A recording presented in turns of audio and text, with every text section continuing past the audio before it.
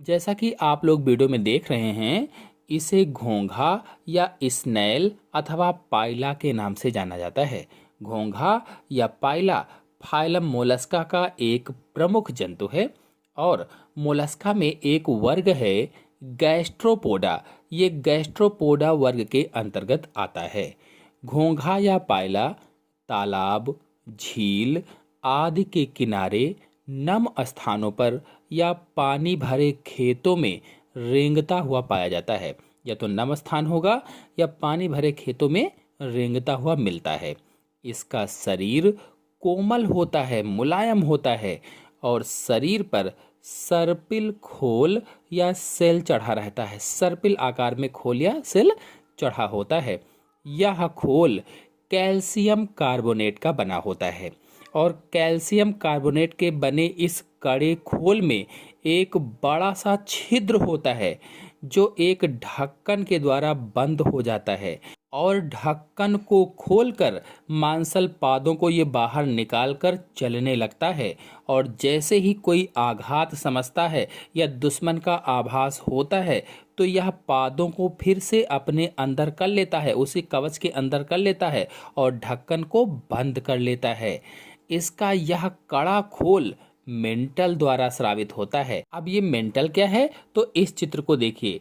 इसमें जो इसकी बॉडी वॉल होती है, उस बॉडी वॉल पर एक लिफाफे नुमा संरचना होती है, एक लिफाफे जैसी रचना होती है, उसे ही मेंटल कहा जाता है या हिंदी में प्रवार कहा जाता है। मेंटल या प्रवार बोलते हैं। और वही मेंटल इस कड़े खोल को बनाता है, यानी उसी मेंटल से एक पदार्थ स्रावित होता है, कड़ा सा कवच बन जाता है। कुल मिलाकर के पाइला में गोल आकृति का सर्पिल बाह्य कंकाल पाया जाता है या कवच पाया जाता है या सेल पाया जाता है जो पीले या भूरे रंग का होता है। आपको वीडियो में दिख भी रहा है, जो पीले या भूरे रंग का होता है और इसे ही कवच या सेल कहा जाता है। यह पाइला के कोमल शरीर का रक्षात्मक आवरण होता है। इसके कोमल शरीर की रक्षा करता है। जैसे कोई आघात होता है तो ये इसे के अंदर घुस जाता है, इस तरह से ये रक्षा करता है।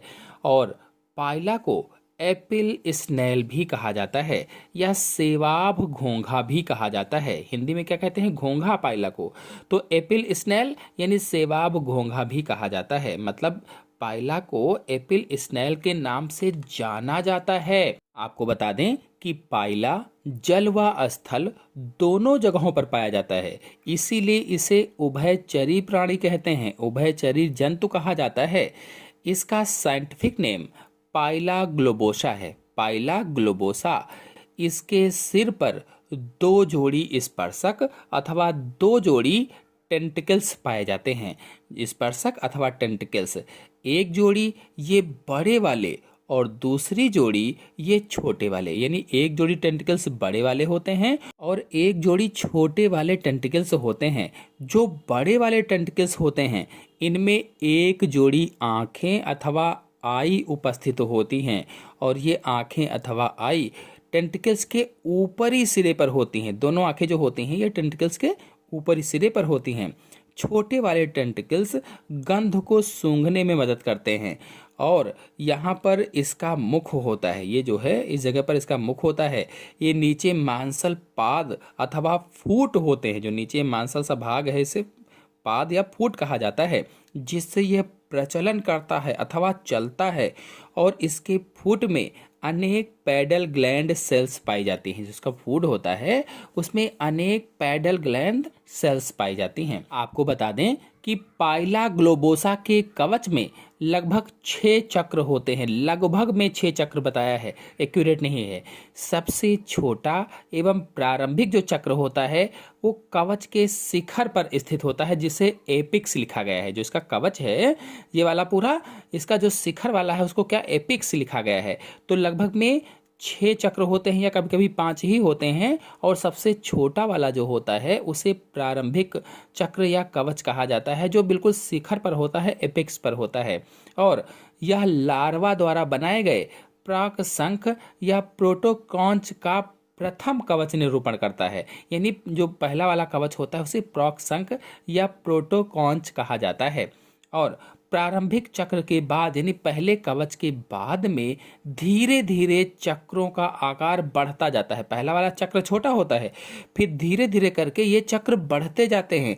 इसीलिए कहा गया है कि प्रारंभिक चक्र के बाद में अन्य चक्रों का आकार धीरे धीरे बढ़ता रहता है और अंत में एक सबसे बड़ा देह चक्र या बॉडी रोल पाया जाता है। सबसे बड़ा देह चक्र या बॉडी रोल पाया जाता है।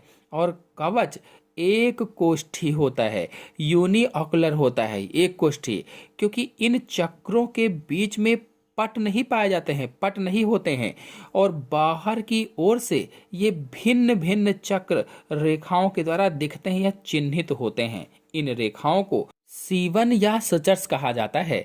देह चक्र मुख के द्वारा बाहर खुलता है। जो देह चक्र होता है या बॉडी हॉल होता है, ये मुख के द्वारा बाहर खुलता है और कवच की सतह पर उभरी हुई असंख्य वृद्ध रेखाएं पाई जाती हैं, लाइंस ऑफ ग्रोथ पाई जाती हैं। जो कवच है इसमें देखिए असंख्य वृद्ध रेखाएं हैं, लाइंस ऑफ ग्रोथ पाई जाती हैं। ये उभरी हुई होती हैं जो छिद्र के तट के समांतर फैली रहती हैं। और पाइला में दक्षिणावर्त या डेक्स्ट्रल या क्लॉकवाइज कवच पाया जाता है। जो पाइला होता है इसमें कवच कैसा पाया जाता है? क्लॉकवाइज कवच होता है, क्लॉकवाइज या दक्षिणावर्त होता है। और कवच रासायनिक रूप से कॉन्चिओलिन तथा कैल्शियम कार्बोनेट का बना होता है। अधिकतर हम लोग क्या जानते हैं कि कैल्शियम कार्बोनेट का बना होता है। और ये जो कवच होता है ये 3 स्तरों से बनता है, 3 स्तरों से। बाह्य स्तर को परिकवच या पेरिऑस्ट्रकम कहते हैं, परिकवच या पेरिऑस्ट्रकम कहा जाता है। ये कॉन्चिओलिन के द्वारा बना होता है। जो बाहरी कवच होता है ये कॉन्चिओलिन के द्वारा बना होता है, जिसे परिकवच या पेरिऑस्ट्रकम कहा जाता है। और मध्य में जो कवच होता है उसे ऑस्ट्रकम कहा जाता है। और ये जो मध्य वाला है ये कैल्शियम कार्बोनेट का बना होता है। और हाइपोएस्ट्रकम या मौतिक स्तर, हाइपोएस्ट्रकम या मौतिक स्तर भी इसमें पाया जाता है, जो आखिरी वाला होता है, लास्ट वाला होता है। और कवच का जो मुख होता है, जो पूरे कवच का ये वाला मुख है, ये इसका जो पाद होता है, जो फूट होता है, उसकी ऊपरी सतह से जुड़कर अपर कुलम के द्वारा बंद हो जाता है। यदि पाइला के प्रवार गुहिका की बात करें अथवा मेंटल कैविटी के अंदर देखा जाए तो इसकी गुहा में अनेक अंग पाए जाते हैं, जिन्हें अगर सामूहिक रूप से सभी अंगों को देखा जाए तो सामूहिक रूप से सभी को पेलियल कॉम्प्लेक्स अंग कहा जाता है। सामूहिक रूप से सभी अंगों का क्या कहते हैं? पेलियल कॉम्प्लेक्स अंग कहते हैं। और इसमें कौन कौन से अंग होते हैं? तो मेंटल कैविटी में दाहिनी तरफ टेनिडियम या गिल्स पाया जाता है। जो मेंटल कैविटी है इसमें दाहिनी तरफ देखिए टेनिडियम या गिल्स पाया जाता है। और टेनिडियम के बाईं ओर मलाशय अथवा रेक्टम होता है। जो टेनिडियम है इसके बाईं ओर देखिए मलाशय है अथवा रेक्टम पाया जाता है। नर तथा मादा जननिक वाहिनी मलाशय के निकट जननिक छिद्र या जेनाइटल ओपनिंग के द्वारा खुलती हैं। जो नर और मादा जननिक वाहिनी हैं ये मलाशय के पास में जो जननिक छिद्र है, जो जेनाइटल पोर है या जेनाइटल ओपनिंग है, इसके द्वारा खुलती हैं। और इसमें जो सिस्न है अथवा जो पेनिस है इसके आधार पर एक फूली हुई अधः क्लोम ग्रंथि, अधः क्लोम ग्रंथि पाई जाती है या हाइपोब्रैंचियाई ग्लैंड पाई जाती है। और इसका स्राव मैथुन में सहायक होता है। इसका स्राव कहाँ सहायक है? इस ग्लैंड से जो स्राव निकलता है वो मैथुन में हेल्प करता है। और प्रवार गुहिका की या मेंटल कैविटी की जो छत है इसके नीचे की ओर अगर देखा जाए तो फुफ्फुस कोश या पल्मोनरी सैक पाया जाता है। फुफ्फुस कोश या पल्मोनरी सैक होता है और यह वायवीय श्वसन में सहायता करता है। फुफ्फुस कक्ष में बाईं ओर प्रवार से निकलती हुई एक बाइपेक्टेरेट ऑस्प्रोडियम होती है और यह एक संवेदी अंग होता है। चलिए अब इसकी आंतरिक संरचना को समझ लेते हैं। तो पाइला की आंतरिक संरचना में सबसे पहले पाचन तंत्र को देखते हैं, डाइजेस्टिव सिस्टम को देखते हैं। तो पाइला की आहार नाल एक कुंडलित नली है और यह 3 भागों, एक तो फॉरगट, दूसरा मिडगट और तीसरा हाइंड गट के द्वारा बनी होती है। यानी अग्रांत्र, मध्यांत्र और पश्च आंत्र के द्वारा बनी होती है। इसके फोरगट में मुख गुहिका और ग्रासिका, जो मध्य आंत्र है यानी मिड गट है, इसमें आमाशय और आंत, तथा जो हाइंड गट है यानी पश्चात्र है, इसमें मलाशय पाया जाता है। तो जो अग्रांत्र है यानी फोरगट है, इसमें मुख गुहिका और ग्रसिका होती है। जो मध्यांत्र है यानी कि मिडगट है, इसमें आमाशय और आंत पाई जाती है। और जो आंत का यानी डाइजेस्टिव सिस्टम का अंतिम भाग है, पश्चात्र है या हाइंड गट है, इसमें मलाशय पाया जाता है। मुख गुहिका में काइटिनी वक्रित संरचना होती है, जिसे रेडुला कहते हैं। और इस रेडुला के बारे में कल वाले लेक्चर में यानी पिछले लेक्चर में मैंने डिटेल से समझाया है, वो लेक्चर आप देखिए। रेडुला की ऊपरी सतह पर असंख्य अनुप्रस्थ पंक्तियों में व्यवस्थित दांत होते हैं। ये जो रेडुला होती है, इसमें 2 पंक्तियां पाई जाती हैं और दोनों पंक्तियों में दांत व्यवस्थित रहते हैं, जो भोजन चबाने का कार्य करते हैं। और इसकी आहार नाल में 2 लार ग्रंथियां यानी सेलेवरी ग्लैंड कितनी होती हैं? 2 पाई जाती हैं। एक यकृत अग्न्याशय या हिपैटोपैनक्रियास पाया जाता है। एक जोड़ी ग्रसिका कोष्ठ या अशोफेगल पाउचेज होती हैं, तथा एक जोड़ी मुख ग्रंथियां या बक्कल ग्लैंड्स पाई जाती हैं। ये मुख्य पाचन ग्रंथियां होती हैं, जो भोजन के पाचन में सहायता करती हैं। अगर इसके श्वसन तंत्र की बात करें, रेस्पिरेटरी सिस्टम की बात करें, तो पाइला जलीय तथा वायवीय दोनों प्रकार से श्वसन करता है। अगर जल में रह रहा है तो जल के द्वारा श्वसन करने वाले अंग हैं, अगर वायु में रह रहा है तो वायु के द्वारा श्वसन करने वाले अंग हैं। जलीय श्वसन के लिए एक कंकत क्लोम या टेनिडियम होता है, तथा वायवीय श्वसन के लिए फुफ्फुस कोष पाया जाता है। फुफ्फुस कोष यानी फेफड़े का कोष पाया जाता है। और कंधारा पालियां या नक्चल जो लोब्स होते हैं, ये सहायक संरचनाओं की तरह कार्य करते हैं, सहायक संरचनाओं की तरह से। और ये अत्यंत संकुचनशील तथा दाएं बाएं एक एक स्थित होते हैं, जो लोब्स होते हैं। अगर इसके रुधिर परिसंचरण तंत्र की बात करें, ब्लड सर्कुलेटरी सिस्टम की बात करें, तो पाइला के रुधिर परिसंचरण तंत्र में हृदयावरण यानी पेरिकार्डियम, हृदय यानी हार्ट, धमनियां यानी आर्टरीज, कोटरे यानी साइनसेस, तथा सिराएं यानी वेंस पाई जाती हैं। हृदय 2 कक्षों का होता है। जो हृदय है, इसमें 2 कक्ष होते हैं, 2 चैम्बर होते हैं। एक अलिंद और एक निलय से बना होता है। जो हृदय के दोनों कक्ष हैं, एक अलिंद और एक निलय होता है। धमनियां आगे की ओर शीर्षस्थ महाधमनी तथा पीछे की ओर अंतरंग महाधमनी में बटी होती है। और ये दोनों महाधमनियां असंख्य धमनियों में बटी रहती हैं, पतली पतली धमनियों में बटी होती हैं। पाइला के रुधिर का रंग हीमोसाइनिन वर्णक की उपस्थिति के कारण नीला होता है। यानी पाइला का रंग कैसा होता है? नीला होता है। और किस लिए? तो पिगमेंट हीमोसाइनिन के कारण। फिर अगर इसके एक्सक्रीटोरी सिस्टम की बात करें, उत्सर्जी तंत्र की बात करें, तो पाइला में एक बड़ा उत्सर्जी वृक्कांग यानी रीनल ऑर्गन या भोजनस का अंग यानी ऑर्गन ऑफ भोजनस पाया जाता है। और यह बाईं ओर पाया जाता है। बाईं ओर जो भोजनस का अंग है, ये कहाँ मिलता है? बाईं ओर मिलता है। उत्सर्जी अंग होता है ये। अगर पाइला के तंत्रिका तंत्र की बात करें, नर्वस सिस्टम की बात करें, तो पाइला के तंत्रिका तंत्र में युग्मित गुच्छिकाएं पाई जाती हैं या गैंग्लिया पाई जाती हैं। और इनके संयोजक तथा तंत्रिकाएं भी इसमें पाई जाती हैं।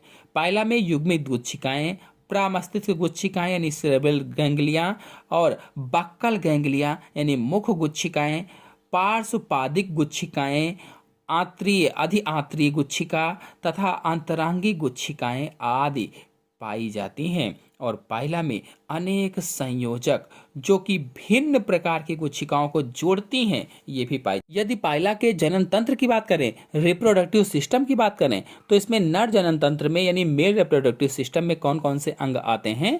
पाइला में वृषण यानी टेस्टिस, शुक्रवाहिकाएं यानी वाइस डिफरेंसिया, शुक्रवाहक यानी वाइस डिफरेंस, मैथुनांग यानी कैपिलरी ऑर्गन्स, अग्रक्लोमी ग्रंथियां आदि पाई जाती हैं। वृषण में यूपायरिन तथा ऑलिगोपायरिन 2 प्रकार के शुक्राणु उत्पन्न होते हैं।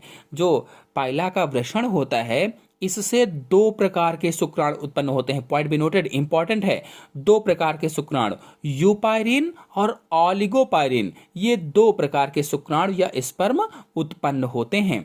और इनमें जो यूपायरिन शुक्राणु हैं ये सचल होते हैं, चलने वाले होते हैं, दौड़ने वाले होते हैं, भागने वाले होते हैं यूपायरिन, और अंडाणुओं का निषेचन करते हैं यूपायरिन। और जो ऑलिगोपायरिन हैं ये अचल होते हैं, दौड़ते नहीं हैं, चलते नहीं, भाग नहीं पाते हैं और अंडाणुओं के निषेचन में अक्षम होते हैं, यानी अंडाणुओं का निषेचन नहीं कर पाते हैं। तो दो प्रकार के शुक्राणु पाए जाते हैं, यूपायरिन और ऑलिगोपायरिन।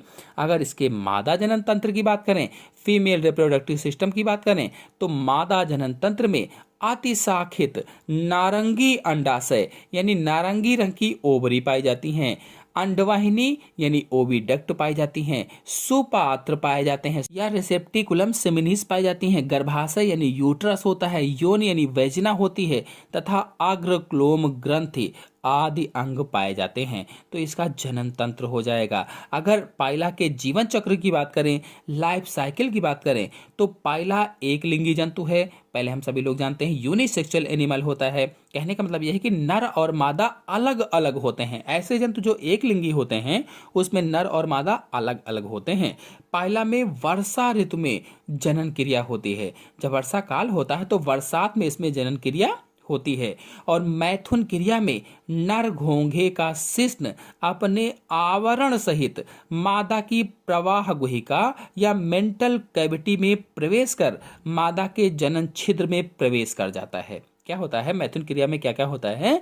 जो नर घोंघा होता है, नर घोंघे का जो शिश्न होता है ये अपने आवरण सहित मादा जो होती है, मादा की प्रवार गुहिका या मेंटल कैविटी में घुस जाता है, प्रवेश करके मादा के जनन छिद्र में प्रवेश कर जाता है, जिससे नर से शुक्राणु मादा की शुक्रग्राही या सेमिनल रिसेप्टेकल में स्थानांतरित हो जाते हैं, चले जाते हैं। और पाइला में आंतरिक निषेचन यानी इंटरनल फर्टिलाइजेशन होता है, आंतरिक निषेचन होता है, लेकिन भ्रूण का परिवर्धन मादा के शरीर के बाहर होता है। मैथुन क्रिया के 2 दिन के बाद अंडोत्सर्ग की क्रिया प्रारंभ होती है। जब मैथुन क्रिया हो जाती है उसके 2 दिन के बाद ओवल्यूशन की क्रिया शुरू होती है और अंडे एक एक करके मादा के जननिक छिद्र से बाहर आते हैं। एक एक करके जनन छिद्र जो होता है उससे बाहर निकलते हैं, जो मिट्टी से बनी एक गुहिका में रख दिए जाते हैं। मिट्टी से बनी एक गुहिका होती है उसी में अंडे रख दिए जाते हैं। पाइला में अंडे गोलीय और मटर के समान होते हैं, यानी अंडे कैसे होते हैं? गोल आकार के होते हैं, जैसे मटर होती है ऐसे होते हैं। और परिवर्धन के समय भ्रूण के अंतरंग पुंज और कवच सर्पिल रूप से ऐंठन द्वारा कुंडलित हो जाते हैं, टॉर्सन द्वारा कुंडलित हो जाते हैं, जिसके कारण शरीर असममित हो जाता है, असममितता हो जाती है या एसिमेट्रिकल हो जाता है और अंडों से निकलने वाले शिशु वयस्क घोंघे के समान होते हैं। आशा है आप सभी लोगों को पाइला की बाह्य संरचना, पाइला की आंतरिक संरचना, पाइला का जीवन चक्र अच्छी तरह से समझ में आ गया होगा। समझ में आ गया हो तो वीडियो को लाइक और शेयर कीजिए। चैनल पर नए हैं तो चैनल को सब्सक्राइब कर लीजिए। धन्यवाद।